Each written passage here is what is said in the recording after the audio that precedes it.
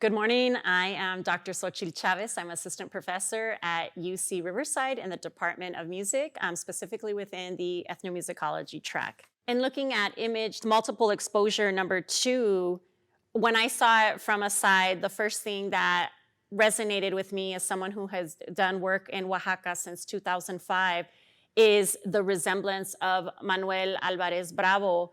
In terms of the door, you see this particular adornment that's a design, this metal piece that's on the door. And it just right away took me to this series of photographers that were very prominent in Southern Mexico post-revolution. That first image that where she is making a multiple, Christina is making a multiple exposure, is a girl gazing at birds. And this door that this young girl is sitting in front of is a very famous door in right downtown Oaxaca. And so even once I saw the placement of her arm, and it just reminiscent, took me to Manuel Alvarez Bravo, Graciela Ibertudis, and Tina Modotti. So this was these type of crew of photographers from that era of the 1930s that were taking pictures of the working class, of the indigenous communities of Mexico. When we think about the quotidian lifestyle, that was what was being captured.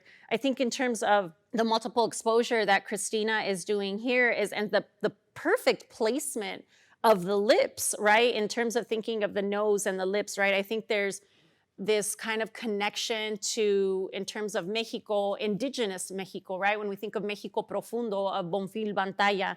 But one of the things that brings out also the contemporary, as I was saying, is the new way, the modern form of our makeup application, or hers in particular, with the overlay of addition on the lips. So that was something for me to, just interesting also as another woman, to think of the type of natural face of the young girl to Christina in terms of her, the makeup. And it's even just an amazing kind of double exposure when we think about raíces, connections to roots, right? All of the things that we can look at. But this series, particularly of the multiple exposures where there's influence of Manuel Alvarez Bravo or Tina Modotti and Graciela Ibertudis, is very, very clearly evident in her work. And we can see, I think it's a really great choice of photographers to emulate, right? As well as to share with students.